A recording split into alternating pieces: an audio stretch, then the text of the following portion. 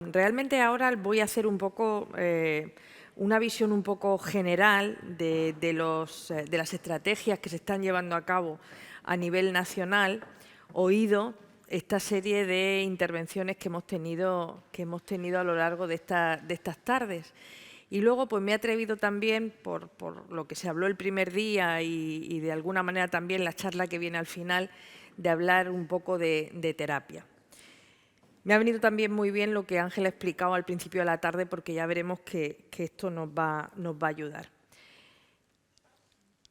Ayer, cuando estábamos en alguno de los temas, es verdad que un compañero dijo, pues es cierto que no era tan consciente de lo que estamos haciendo dentro de nuestra actividad diaria y que además es medicina de precisión. Y voy a enmarcar un poco este contexto de que empieza un poco toda la iniciativa de la medicina de precisión en el 2015 con el presidente Obama. Hoy además está muy de actualidad Estados Unidos y las elecciones de los presidentes. Pero bueno, es verdad que en ese momento consiguió obtener una gran cantidad de fondos para esta iniciativa de medicina de precisión. La reflexión era la siguiente, ¿no? Siempre, desde que el mundo es mundo, el médico ha sabido que cada paciente es diferente, que no son enfermedades, sino que tratamos pacientes y cada uno tiene sus características.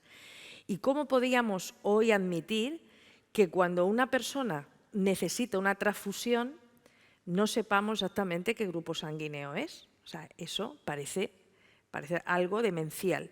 Sin embargo, somos capaces de administrarle una terapia sin conocer sus condiciones farmacogenómicas, sin saber sus variantes y sin saber cómo va a reaccionar ese cuerpo ante la administración de un posible fármaco que probablemente en su metabolismo determinadas variantes van a influir en hacerlo más seguro o menos seguro, o más eficiente o menos eficiente. Por tanto, esto que hemos visto estos días de decir, bueno, vamos a pasar de lo mismo para todos a intentar que cada persona se ajuste a lo que representa sus características para que seamos más eficientes, más seguros y eficaces, pues ha supuesto lo que es esta revolución de la medicina personalizada de precisión. Y digo que viene muy bien porque lo que ha presentado Ángel, que efectivamente se trata de, al final, estar manejando una gran cantidad de datos, es lo que realmente está transformando absolutamente todo. Es obvio que toda la evolución de la genómica y el resto de las ómicas, el considerar que además todo nuestro cuerpo, el cuerpo humano, es una fuente increíble de Big Data, ¿no? Que ya son estructurados, ¿no? Esa es otra palabra, y que además todos los dispositivos que ahora contamos van a servir no solo para conseguir variables que puedan ser biológicas, sino también de comportamiento, de ambiente, de percepción de calidad, etcétera, etcétera. Y todo eso unido a la necesaria transformación digital de la salud, pues va a hacer que con el avance de estas tecnologías que nos han mostrado, seamos capaces de manejar los datos. Seamos capaces de manejar los datos y además en todos, mira, este diagrama es de 1974. La salud está determinada por distintos factores, ¿verdad? Que para una genetista decir que la genética es lo más importante podría ser digamos, pues algo que te apetecería decir, pero no es cierto, o sea, no es solo la genética va a constituir una parte muy importante, pero luego va a influir el entorno, va a influir los estilos de vida, los hábitos de vida, va a influir el sistema sanitario en el tipo de salud que vamos a tener en la población. Y todo esto, desde el punto de vista de la gestión, lo tenemos que tener en la cabeza y además lo tenemos que incluir para ver esas variables cómo van a intervenir. Por eso, al final, esta medicina personalizada es un enfoque, que ya lo hemos dicho, que va hacia una prevención, una predicción, el diagnóstico y tratamiento personalizado de acuerdo a las características individuales, no solo genómicas, sino también de las características del ambiente y el estilo de vida.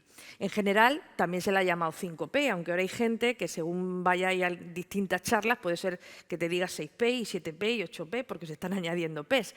Pero fundamentalmente es eso, personalizada, predictiva, preventiva, participativa y poblacional, donde realmente pues, al paciente, que siempre lo hemos intentado poner en el centro, pero que realmente esté en el centro emitiendo todos esos datos para que nosotros, una vez lo analicemos, podamos revertirlo de forma positiva para ello y siempre considerando sus opiniones. Está clarísimo que la genómica, he dicho que todo esto lo ha condicionado y lo ha posibilitado. La genómica, sin embargo, es central, aunque no sea la única condición por la que vamos a desarrollar un estado de enfermedad o vamos a preservar durante más tiempo la salud. Y eso es así y además, digamos que también en la Unión Europea, he puesto el ejemplo de Obama, pero también la Unión Europea ya en 2015 pues hubo unas conclusiones del Consejo sobre la idea de ayudar a los Estados a implementar la medicina personalizada. Os quiero conducir a estas estrategias que después voy a comentar. Y en ella pues decía que no solamente que beneficie a los ciudadanos, sino que también sea sostenible, eficaz, etcétera, etcétera. Y en ello lo que decía, en primer lugar, era integrar la genómica humana, todos los avances de la genómica, para poder avanzar en ese sentido. Sin duda, lo he dicho antes, pero es verdad, Eric Topol es uno de los gurús ahora mismo desde hace tiempo en este ámbito y yo estoy totalmente de acuerdo en que la genómica es la gran revolución de los últimos 50 años. Probablemente todos los que estamos aquí somos de alguna forma fan de ese tipo de avance y decía que por muchos años estábamos diciendo de conseguir una medicina personalizada, pero por fin, a través de la genómica y las otras ómicas, pues lo estamos obteniendo. Ahora, ¿cómo se utiliza la genómica en la práctica clínica en España?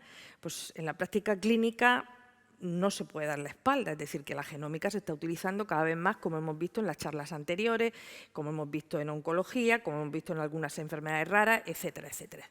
Pero os voy a ir diciendo algún tipo de limitación. Fijaos, en el 2015, va a ser ya 10 años, decía el Consejo Europeo sobre el avance de la medicina personalizada, la importancia que tenía de integrar los especialistas en genética. La importancia también de integrar otros perfiles profesionales dentro de los equipos multidisciplinares necesarios para llevar a cabo una adecuada medicina personalizada de precisión, como son los bioinformáticos, como son epidemiólogos, como son científicos de datos, etcétera, etcétera, etcétera. ¿Cómo estamos nosotros en eso? Pues aún estamos siendo el único país de Europa sin la especialidad de genética y eso es absolutamente demencial cuando estamos proponiendo ciertas cosas y eso precisamente en uno de los documentos, en uno de los trabajos que hicimos recientemente que tuve el placer de coordinar con la Fundación Instituto Roche pensando en un escenario ideal para la implementación de la medicina de precisión, uno de los aspectos claves realmente son los profesionales sanitarios. Sois vosotros los que estáis aquí precisamente que vais a ser agentes de cambio importantísimos para que pueda llevarse a cabo y ser una realidad la medicina personalizada de precisión. Yo estaba comentando lo feliz que me encontraba de que realmente pues, teníais background diferente y que pensabais de una forma pues, muy complementaria y muy adecuada para que pudiéramos llevar a cabo este tipo de modelo. Y dentro de eso, pues, los profesionales sanitarios, como digo, es un aspecto clave, además de lo que pueda ser los ciudadanos, pero sobre todo lo que se trata en la medicina personalizada de precisión es un cambio de modelo. Es un cambio de modelo que nos va a hacer trabajar de forma distinta, que nos va a hacer trabajar sin tanta barrera, de una forma más fluida y más colaborativa, donde además la formación y la adquisición de competencias, esto podría ser un ejemplo de estar pues, subrayando la importancia de la formación y que además la investigación y la innovación va a estar absolutamente integrada y muy porosa en este nuevo modelo, donde hay también otros elementos básicos y que se han ido diciendo a lo largo de estas charlas, como va a ser el marco ético-legal y también toda la política de sostenibilidad, que muchas de las preguntas también en estos días han sido formuladas en ese aspecto y teniendo en cuenta sobre todo toda la transformación digital de la salud, como hemos dicho antes. Bien, esto también forma parte de un trabajo en el que colaboramos hace años y estábamos identificando qué países tenían estrategias de medicina personalizada de precisión. Y verdaderamente, pues, bueno, de los primeros, aprovecho porque tenemos al compañero del NIH, pues Inglaterra fue de los primeros que puso una estrategia, Escocia, Alemania, Francia, Finlandia, pero realmente nosotros no estábamos en ese mapa hace años, ¿no? Y además, para establecer una estrategia de este tipo, también es interesante conocer las dificultades en lograr un aspecto equitativo, un aspecto de cohesión, puesto que somos 17 sistemas de salud diferentes, ¿no? Prueba de ello es lo que también hemos comentado y es las diferencias simplemente en algo que desde el punto de vista de la salud pública es fundamental, que es la prueba del cribado neonatal, donde depende de cada servicio de salud es significativamente diferente y es algo que desde un punto de vista de la cohesión y de la equidad debería no ser así. Pero además de todo eso, para la hora de la implementación de la medicina personalizada de precisión, tiene que ver muchos aspectos. Ángel nos comentaba la importancia del uso secundario de los datos. Pues bien, el Espacio Europeo de Datos Sanitarios, que fue muy reciente su aprobación, nos ha permitido un marco normativo mucho más amplio para ese uso secundario de datos.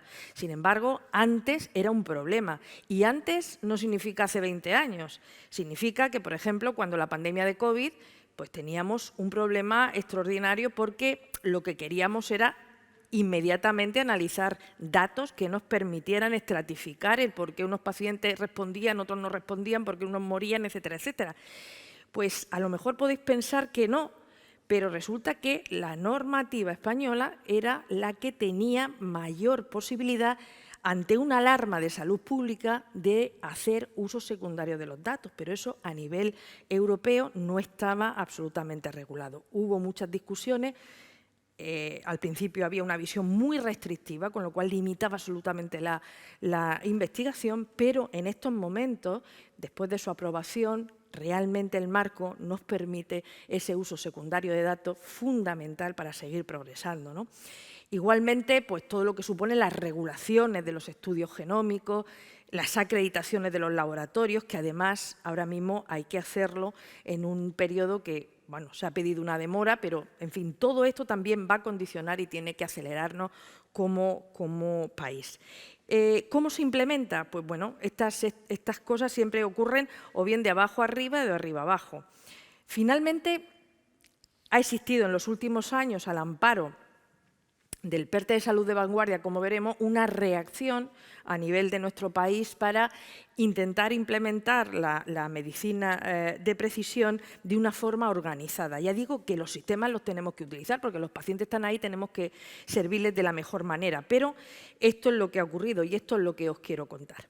Entonces, dentro de este PERTE de salud de vanguardia, sin haber hecho inicialmente una estrategia de medicina personalizada de precisión, sin embargo, uno de los capítulos importantes a los que se dedican los fondos europeos es a intentar impulsar la medicina personalizada de precisión. Y una de esos proyectos en los que también Ángel participa en la parte de Impact de ciencia de datos es el proyecto Impact. ¿Qué es el proyecto Impact? Pues es todo un proyecto que tiene que ver con la infraestructura de medicina de precisión asociada a la ciencia y la tecnología, que lo impulsa desde el ámbito de la investigación el Instituto de Salud Carlos III, pero con la idea de preparar el Sistema Nacional de Salud a ese aterrizaje ya un poco más sedimentado de la medicina personalizada de precisión. El IMPACT tiene 3 brazos, que es el de medicina predictiva, con una cohorte que se hace desde atención primaria y se va siguiendo durante una serie de años, integrando una serie de variables clínicas y además datos genómicos. El IMPACT de ciencia de datos, en el que Ángel participa desde el IMID, y el IMPACT de medicina genómica, en el que nuestro grupo participa y que ahora explicaremos más. A esto se añade también otra iniciativa que lo hemos hablado estos días, y es que aparece para la cartera básica de servicios de salud la implementación de la cartera genómica, lo que quiere decir que todo paciente, todo ciudadano con sospecha o con diagnóstico clínico de una enfermedad que potencialmente puede analizarse genéticamente, debe analizarse genéticamente, donde sea. Su servicio de salud tiene que proporcionarle esa respuesta. Es verdad que hemos colaborado con el Ministerio en esta cartera, que está dividida por grupos de enfermedades, pero siempre con la voz alta de que para que podamos implementar la cartera de genómica tenemos que observar el proceso asistencial desde el principio al final, para poder darle al paciente lo que necesita, no solo que tengamos la posibilidad de elegir un test, sino quién se lo indica, quién lo interpreta, cómo está integrado en el Sistema Nacional de Salud y quién le da el asesoramiento genético y quién maneja eso. Y todo eso tiene que estar absolutamente claro. Por eso tienen que seguir reconociendo, tenemos que seguir insistiendo en el reconocimiento de los especialistas de genética en el Sistema Nacional de Salud y la integración de otros perfiles profesionales y estructurar todos los procesos de medicina genómica en el Sistema Nacional de Salud. Bueno, pues esto ya os lo he comentado. En este sentido también hay una cosa muy importante y es que la idea de Impact Genómica va también con un objetivo de equidad. Un objetivo de intentar que no haya diferencias territoriales. Y además, estas capacidades científicas que normalmente en Impact Genómica se va a orientar al diagnóstico de enfermedades raras no diagnosticadas por un proceso asistencial común o el primario. Y además, el hecho de intentar conseguir mayor información de las variantes genómicas de nuestra población para poder integrarla en el proyecto europeo de más de 1 millón de genomas. Así que, con todo eso, pues hay una estructura en la que no voy a descansar mucho, pero que efectivamente una estructura que después vuelca sus datos y se conecta con el resto de Europa, que como decía Ángel, pues no tiene sentido ahora mismo no estar compartiendo datos para poder tener todas las herramientas necesarias para la adecuada interpretación. Bien, he dicho que Impact Genómica está dedicado a enfermedades raras. Ya lo hemos dicho también, más de 7.000 enfermedades distintas, 3 millones de pacientes directos en España. Son el 70-80% de los pacientes de una cronicidad, además con una complejidad alta, y ahora mismo lo que estamos viendo en los hospitales pediátricos es que la gran mayoría de pacientes que necesitan grandes recursos a nivel hospitalario son pacientes con enfermedades raras. Además de todo esto, pues, hay mortalidad precoz, vimos ayer varios ejemplos, morbilidades muy aumentadas y, por tanto, este tipo de cosas suponen que, aunque individualmente cada una de esas 7.000 enfermedades son poco prevalentes, en conjunto pues es un problema real de salud pública.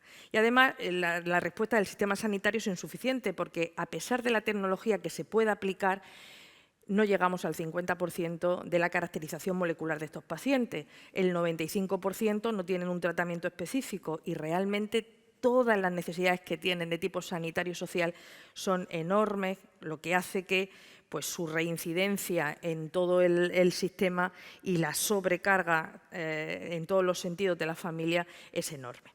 Hemos visto a lo largo de este tiempo también la evolución de las técnicas genómicas. Cuando digo que este programa está orientado a pacientes con enfermedades raras sin diagnóstico, sin caracterización molecular, que han sobrepasado el nivel asistencial, normalmente consideramos nivel asistencial hasta la realización del exoma. Con lo cual, lo que tiene el Impact Genómica es que realmente es la realización de genomas y algunos otros estudios genómicos más avanzados en esta población sin diagnóstico. Quería que vierais aquí, normalmente este proyecto iba para hacer tríos en cada uno de esos pacientes sin diagnóstico, pero evidentemente la limitación de presupuesto hizo también decidir si había un porcentaje de single para llegar a más pacientes y quizá algunos que consideráramos más complejos intentar integrar los tríos. En estas diapositivas lo que quiero que veáis también es, bueno, pues en el uso de cada una de las tecnologías disponibles, que eso lo hemos hablado en otros foros anteriores, pero ver que según vamos aumentando la heterogeneidad de genética de la enfermedad, pues vamos aplicando tecnologías con mayor resolución, con mayor capacidad de darnos variantes, grandes cantidades de variantes, como decía antes Ángel, pero que a pesar de eso, con esta tecnología podemos no llegar a un rendimiento mayor del 50%. En el IMPA Genómica, ¿qué pasó? Hemos dicho equidad, lo más importante, pues lo que se ha logrado es identificar 100 hospitales participantes que están en toda la geografía nacional entre la que nos encontramos, con 3 paquetes de trabajo en los que, además de enfermedades raras, hay otros 2, que son cáncer y farmacogenómica, un poquito más pequeños. Pero aquí intentando centralizar los análisis genómicos a 3 centros, que son en Galicia, la Fundación Pública Galega, en Navarra, Navarra Biomed, y en el SENAG en Barcelona, de manera que se homogeneizara también todo el tipo de análisis. El objetivo era 2.000 pacientes, aunque como veréis ahora hemos llegado a 3.000 con esa estrategia. Y, bueno, pues evidentemente la distribución de los pacientes ha sido una distribución con un criterio poblacional y se ha ido pues cogiendo, dependiendo de cada provincia, el número de pacientes correspondiente. Otra de las cosas interesantes es que lo que más tardamos al inicio fue en todos los consentimientos informados que nos permitieran el uso secundario de datos y la compartición con el resto de Europa, que era para nosotros crítico, puesto que de aquí van a seguir saliendo pacientes que van a precisar otras colaboraciones. Y, por tanto, bueno, pues este era un poco el esquema. Lógicamente, ya lo habéis oído muchas veces, teníamos que fenotipar con términos HPO, con códigos numéricos todo el fenotipo, que también necesitamos herramientas. Este es un caso de uso en el que estamos trabajando de extracción directa de los códigos HPO de la historia, porque esto hoy por hoy sigue siendo manual cada uno de los pacientes que tenemos. Y, bueno, con varios grupos de trabajo, con validaciones funcionales, etcétera. Es muy importante saber que antes de introducirse en el genoma los pacientes, lo que hacemos es un reanálisis del exoma. ¿Por qué hacemos un reanálisis del exoma? Porque si nosotros esperamos simplemente 1 año o 2 más desde que tenemos un análisis negativo, el propio avance del conocimiento con la descripción de nuevos genes asociados a los fenotipos y en el nuevo filtrado posterior te puede hacer que hasta un 20% de los pacientes puedan ser diagnosticados con la secuencia que teníamos antes, pero sin embargo con un filtrado diferente atendiendo a esa evolución del conocimiento. De manera que, bueno, pues solamente con eso se diagnosticaron 87 pacientes, llegando a un rendimiento del 15%. A esto, si le añadimos el reanálisis fenotípico profundo de los casos, ese rendimiento aumenta, porque no solo es que cuanto más HPO tenga un paciente antes de meter su secuencia para análisis, se ve que tiene mayor probabilidad de diagnóstico. Pero a veces esos signos o síntomas pueden ser estáticos, y es que, pues, desde el punto de vista clínico no se han reparado, no se ha metido para que estén presentes en el análisis, o bien pueden ser evolutivos. Por eso, cuando vamos a reanalizar el exoma, para obtener todavía mejor rendimiento, tendríamos que reanalizar también al paciente si ha pasado varios años para ver qué otras características han podido superponer. Como veis, la mayoría, lo vimos ayer, que el neurodesarrollo, todo lo neurológico, supone en las enfermedades raras un impacto grandísimo. Por eso que la mayoría de pacientes pues son con discapacidad intelectual, con trastorno del neurodesarrollo, afectación neuromuscular, con epilepsia o enfermedades metabólicas. Y fijaos el gran porcentaje respecto al resto. E igualmente como desde el punto de vista pediátrico, pues el impacto es mucho mayor en la cohorte que estamos viendo. Al final, como digo, llegamos a 3.000 genomas. Son personas que la media de tiempo sin diagnóstico era en torno a los 10 años y que, bueno, pues todavía no se ha terminado, no hemos podido dar el resultado final, pero sí que es cierto que en este tiempo, hace unos meses, ya salió la segunda convocatoria de medicina personalizada de precisión, y al menos tenemos para 2 años más seguir trabajando en este aspecto y poder evolucionar. Ya veis que también es bastante paritario la proporción de género entre los pacientes y que, una vez más, pues la edad de los pacientes está en el entorno pediátrico porque, como digo, aunque las enfermedades raras aparecen en cualquier momento de la vida, pero 2 de cada 3 aparecen en la infancia. Y vamos a pasar al segundo proyecto, también con espíritu de equidad, que es el proyecto Únicas. El proyecto Únicas es también un proyecto que nace inicialmente con una prueba piloto que todavía está en desarrollo y que se solicita dentro de una convocatoria del Instituto de Salud Carlos III. Ahí el grupo líder coordinador está en el Hospital Sant Joan de Déu y participamos pues, unos cuantos hospitales más, como La Paz, Santiago de Compostela, nuestro Hospital Virgen de la Risaca, Reina Sofía de Córdoba, el Clínico Universitario de Salamanca y Barcelona Supercomputing Center. ¿Qué es lo que, ¿A qué se dirige también el proyecto Única? Se dirige a pacientes pediátricos con enfermedades raras. ¿Cuál es la idea? Pues la idea es crear una red para la compartición de datos federados, de manera que los paquetes de trabajo que veis ahí, pues uno de ellos es la definición del conjunto mínimo básico de datos para, en este caso, elegimos 4 grupos de enfermedades que tenían que ver con la neurología porque eran los más prevalentes, ¿no? Luego, además, la implementación de herramientas para la compartición de datos mediante ese modelo federado.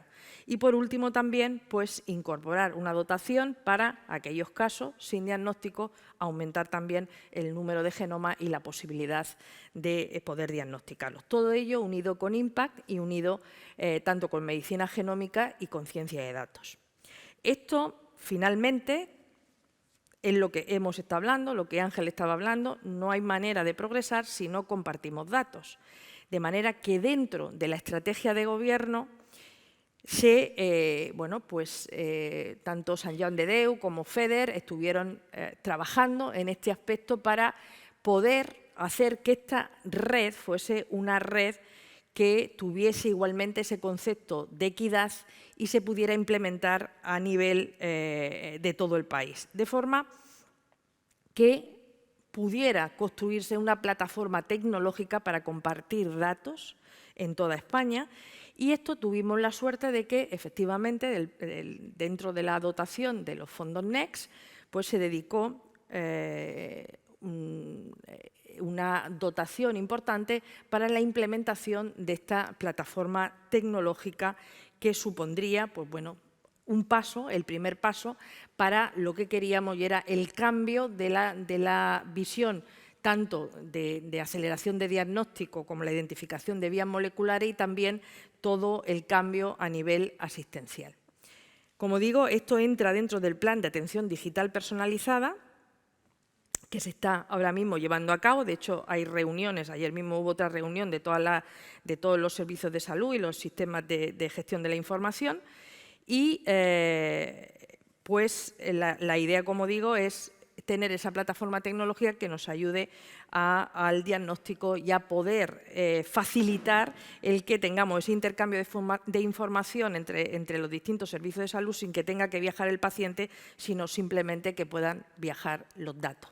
Inicialmente a esa red se juntaron 25 hospitales más, pero hoy en día somos 30 hospitales que a partir del impulsor y los que estábamos en el núcleo inicial, pues se han unido a esta red de Única en la que se está trabajando. Y bueno, pues voy a ser un poquito breve, pero la idea, además de hacer esa plataforma tecnológica, es trabajar en cada uno de los centros por este trabajo en red, en el que podamos coordinar todos los nodos, compartir los datos, en el que podamos aplicar herramientas de inteligencia artificial y hacer modelos de predicción, intentar también ir más allá con proyectos de Command y Contact Center para poder estar más cerca de los pacientes y poder contestar a sus dudas, etcétera, y al mismo tiempo monitorizar en tiempo real cualquier tipo de anomalía que pueda surgir, pues, tanto en asistencia de tipo urgente como en teleasistencia y monitorización de pacientes crónicos, etcétera.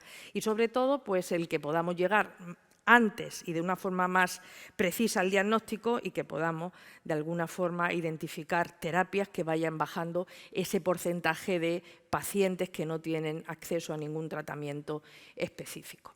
En los propios hospitales, pues hay como San Joan de Déu, que establece una estrategia adicional en el propio hospital, donde dirige todo el modelo en un hospital más fluido que permita ese modelo de atención 360, esa telemedicina y atención no presencial, el diagnóstico de precisión, las terapias avanzadas, el que los datos sean importantes y que además que el paciente esté en el centro, ¿no? Bien, pues yo creo que es un proyecto en el que intenta reunir todo lo que hemos hablado, empezando en una población que es la pediátrica de enfermedades raras, pero que sin duda hay una gran responsabilidad en el sentido de que no solo ayudar a que esto funcione para esta población más vulnerable, sino que si se ve su eficacia en los objetivos que estamos persiguiendo y, lógicamente, desde un punto de vista de la sostenibilidad y de la equidad, podrá escalarse al resto de situaciones y al resto de ámbitos en la medicina.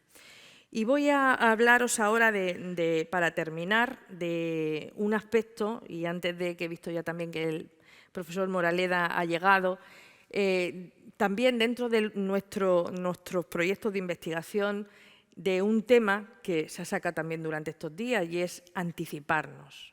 Anticiparnos, una vez que tenemos el diagnóstico, a la etapa prenatal. Y en ese sentido, aparte de estos proyectos que estamos desarrollando de medicina personalizada en nuestro grupo, últimamente también ahora ha salido la nueva resolución y estamos en el del Impact 2 y también el del cribado neonatal que podríamos hablar, pues vamos a hablar de un conjunto de enfermedades que son las displasias ectodérmicas y en concreto una en la que el grupo está investigando durante bastante tiempo, pensando en que si queremos anticiparnos, pues ya tenemos que pensar que incluso podemos hacer terapias prenatales, como estuvimos comentando ayer, y que algunas enfermedades genéticas que empiezan a dañar al niño antes de su nacimiento, pues tenemos que abordarlas antes. Y esto es una vía de entrada absolutamente interesante. ¿Y por qué es interesante además? Porque el feto, al tener inmadurez de la barrera hematoencefálica, va a facilitar el paso de la terapia al sistema nervioso central, que, como sabéis, está bastante presente en este tipo de enfermedades, que además el sistema inmunitario está también más inmaduro, con lo cual la reacción en contra de la terapia va a ser menor. Y, por otro lado, también en esa época de crecimiento la posibilidad de integración va a ser mayor. Así que cualquier intervención a este nivel, desde el punto de vista del feto, pues va a tener estas facilidades. Ahora bien, siempre que intervengamos a nivel prenatal, también tenemos que pensar que estamos interviniendo de alguna manera en la madre. Os digo este ensayo que tenemos en marcha aquí, y es un estudio en fase 2 para la eficacia y seguridad de esta molécula en la administración de fetos masculinos que están afectadas por una enfermedad genética que es displasia ectodérmica hipohidrótica ligada a X. No voy a hablar de las displasias ectodérmicas que veis todos los genes que están implicados, solamente deciros que son muy heterogéneas genéticamente, pero lo que tienen en común es que se altera el desarrollo del ectodermo.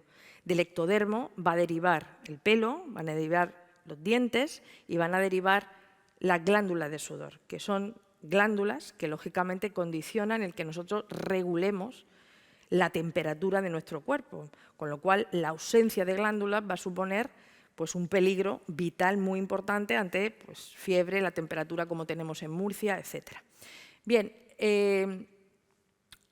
yo me enfrenté a esta enfermedad, pues sería a principios de los 2000, diagnosticando un niño que nacía en nuestro hospital, y que realmente tampoco teníamos acceso a estudios genéticos en aquellos momentos. A principios del 2000 el acceso era muy malo. Recuerdo que mandé la muestra fuera, mandé la muestra a Francia, a un grupo que estaba trabajando en investigación, hicimos el diagnóstico. Pero a partir de ahí, como sucede siempre en enfermedades raras, empezamos con la madre, con los familiares, y empezamos a hacer una asociación y empezamos a trabajar. ¿Qué es lo primero? Pues el acceso al diagnóstico. ¿Cómo podemos hacerlo? Pues empezamos a trabajar, pedí un proyecto de investigación inicialmente en el 2014 y empezamos consiguiendo a nivel un poco más o menos en cada equitativo casos que pudieran beneficiarse de la caracterización molecular.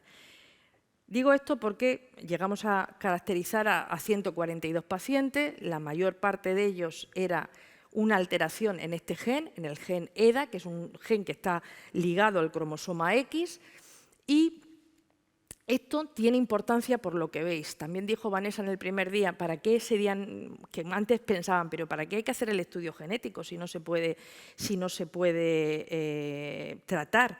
Hoy en día, obviamente, esa pregunta ya no se hace, pero ved la evolución que sucedió aquí. Bueno, estos niños como eso, pues, tienen escasez de piezas dentarias, no tienen glándulas de sudor. Esto es una imagen de un microscopio confocal. Normalmente se tienen que ver puntitos aquí que no existen.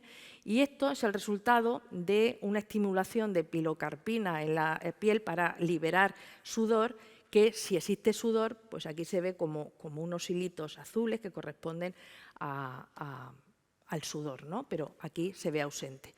Tiene poquito pelo y una fisonomía, unos rasgos particulares. Esto es el cuadro de un típico niño varón afectado. Como digo, esto puede arreglarse, pero esto puede ser mortal, como lo tenemos en algunos niños de alguna familia. Y, bueno, pues lo que hace esta molécula es que EDA codifica para esta proteína, que lo que hace es que se une al receptor EDAR para luego estimular toda la cascada de desarrollo del ectodermo. ¿Qué ocurre entonces con esta molécula? Que es una versión de la molécula de señalización EDA con sus características normales, de manera que se une al receptor EDAR y estimula el resto de la cascada.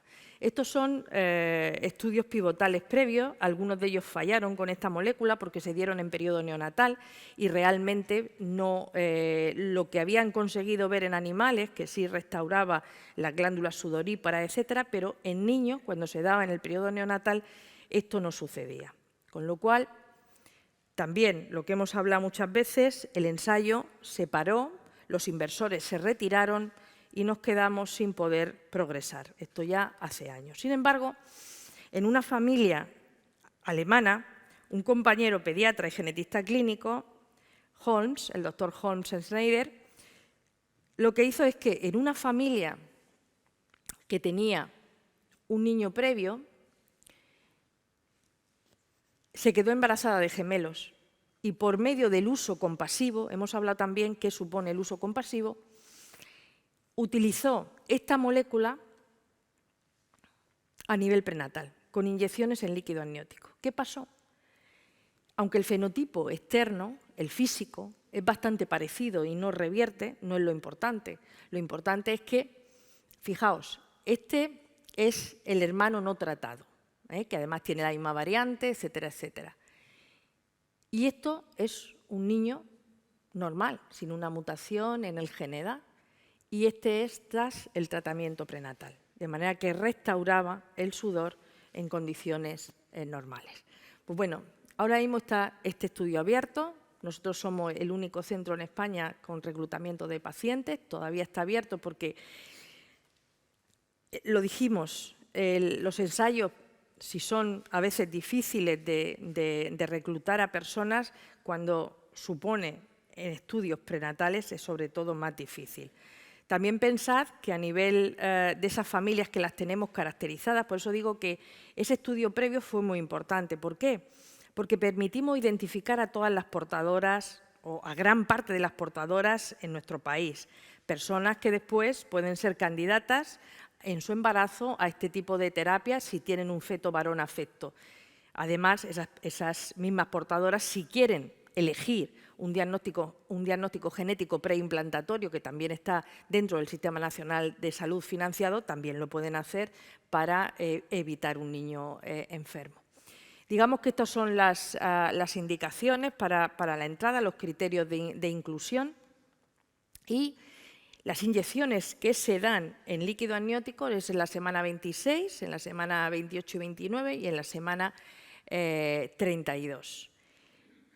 Es curioso porque esta vía, fijaos lo fascinante que es.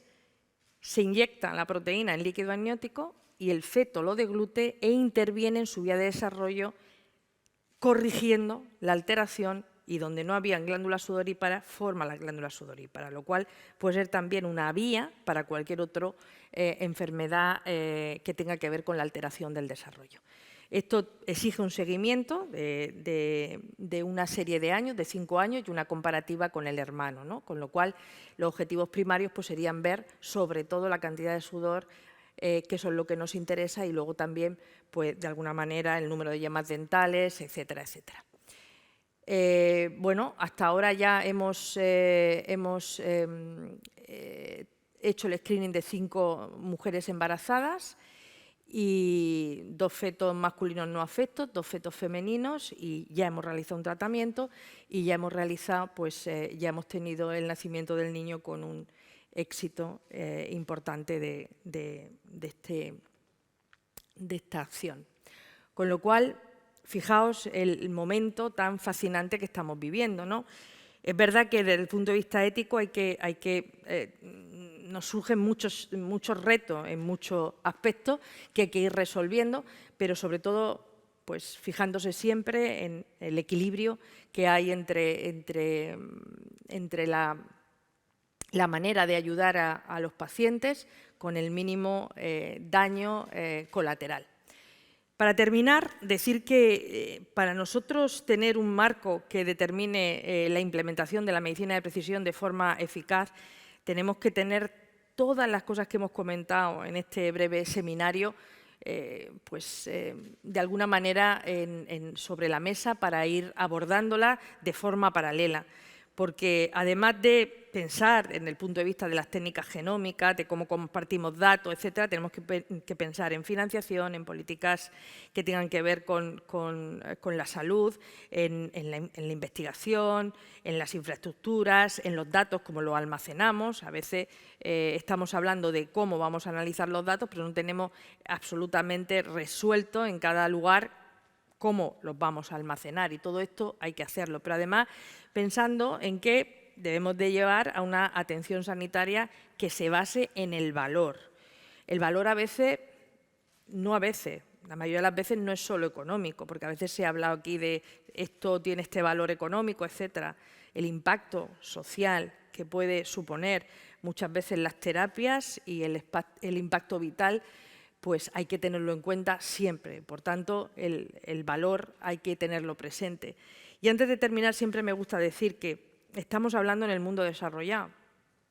En el mundo desarrollado, donde efectivamente, desde hace tiempo, hemos visto que lo que prima ahora mismo es la preocupación por la inversión de la pirámide poblacional, por el envejecimiento, por la prevalencia de enfermedades crónicas, degenerativas, etcétera, y que además, nuestros sistemas están mejor financiados para poder avanzar rápidamente en esta medicina personalizada de precisión.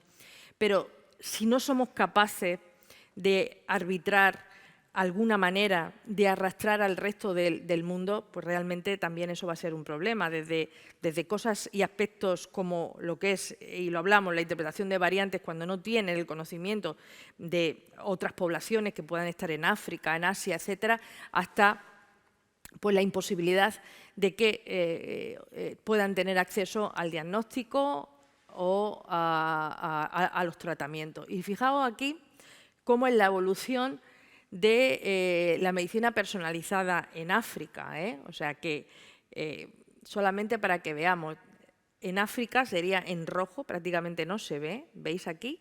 Pues esto es lo que podemos hablar de evolución en África, y esto es lo que vemos en los países desarrollados, que es lo que precisamente hemos estado tratando en este seminario. Lo normal es que nosotros superemos los problemas estructurales en la medida de lo posible, o al menos pensemos en ellos de injusticia, y que podamos incluir a todas las poblaciones para que se puedan beneficiar de la misma manera. Así que nada, pues muchas gracias y ha sido un placer, y las preguntas que consideréis oportunas.